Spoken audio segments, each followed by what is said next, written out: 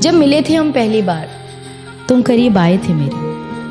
तुम्हें मैं अच्छी लगने लगी थी और मैं भी तुम्हें पसंद करने लगी थी। तब तुम्हें मेरे साथ वक्त बिताना अच्छा लगता था और मुझे भी तुमसे किया हर वादा सच्चा लगता था। घंटों घंटों फोन पर बातें किया करते थे तुम और मुझसे मिलने के बाद अक्सर लेट सोया करते थे तुम। हर बात पर तुम मेरे लिए केयर दिखाते थे। रूठ जाऊं मैं कभी तो तुम झट से मनाते थे। 25 से 30 किलोमीटर तक रोज मुझसे मिलने आया करते थे और उसके बाद मुझे घुमाने भी ले जाया करते थे। तो क्यों आज साथ होकर भी हम साथ नहीं, और क्यों इस रिश्ते में अब पहले जैसी कोई बात नहीं? क्यों हमारे वो पहले जैसे हालात नहीं, और क्यों आज मेरे हाथों में तेरा हाथ नहीं? एक छत के नीचे रहकर भी तू अजनबी बन गया है। पता नहीं तू अचानक इतना क्यों बदल गया है। ऐसा नहीं कि मैंने तुम्हें समझाने की कोशिश नहीं की, पर कभी तुमने ही ये रिश्ता बचाने की कोशिश नहीं की। एक अरसे से जिंदगी को ऐसे ही एडजस्ट कर रही थी और जो हो रहा था मेरे साथ उसे बेमन से एक्सेप्ट कर रही थी, और तू मेरी इसी बात का फायदा उठा रहा था। मैं दिल लगा रही थी, तू दिमाग चला रहा था। पर कब तक इन रिश्तों को घसीटा जाए? जहाँ चलना भी हो मुश्किल, वहाँ भला कैसे दौड़ा जाए?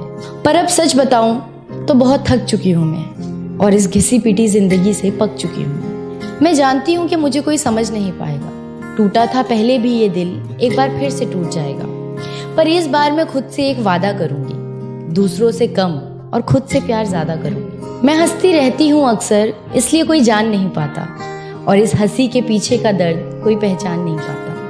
अब किसी को इतना पास नहीं लाऊंगी मैं, अब किसी को इतना पास नहीं लाऊंगी मैं, और किसी को इतना खास नहीं बनाऊंगी मैं। और जरूरी नहीं कि जबरदस्ती रिश्तों को निभाया जाए, झूठी मुस्कुराहटों से बेमतलब सबको हंसाया जाए। हम अक्सर ये सोचकर चुप हो जाते हैं कि लोग क्या कहेंगे, रिश्तेदार क्या कहेंगे, पर जिन्होंने कभी आपका दर्द जानने की कोशिश तक नहीं की, आप उनसे क्या उम्मीद रखेंगे? और इस दर्द में रहना है या इससे बाहर निकलना है, इसका फैसला सिर्फ आप कर सकते हैं। जरूरी नहीं कि अगर आपके पेरेंट्स के एक्सपीरियंस अच्छे हों तो आपके भी होंगे, उनके डिसीजंस अच्छे हों तो आपके भी होंगे। जिस सिचुएशन को आप फेस कर रहे हैं उसे आप ही बखूबी जानते हैं और कोई नहीं, और जो आपको समझता होगा वो आपकी सिचुएशन को भी समझेगा। और शायद हमारा सफर यहीं तक हो, ये सोचकर अच्छी मेमोरीज को अपनी डायरी में रखकर उस चैप्टर को बंद कर देना चाहिए। क्योंकि हो सकता है आपकी किताब में कहानी नहीं किस्से हो, और अगर आप चाहते हैं कहानी लिखना तो आपको अपनी कहानी का मेन हीरो खुद बनना होगा। क्योंकि अगर आप किसी और को अपनी कहानी का मेन हीरो बनाएंगे तो आपकी कहानी अधूरी रह सकती है, लेकिन अगर आप खुद अपनी कहानी का हीरो बनेंगे तो आपकी कहानी जरूर मुकम्मल होगी। शुक्रिया।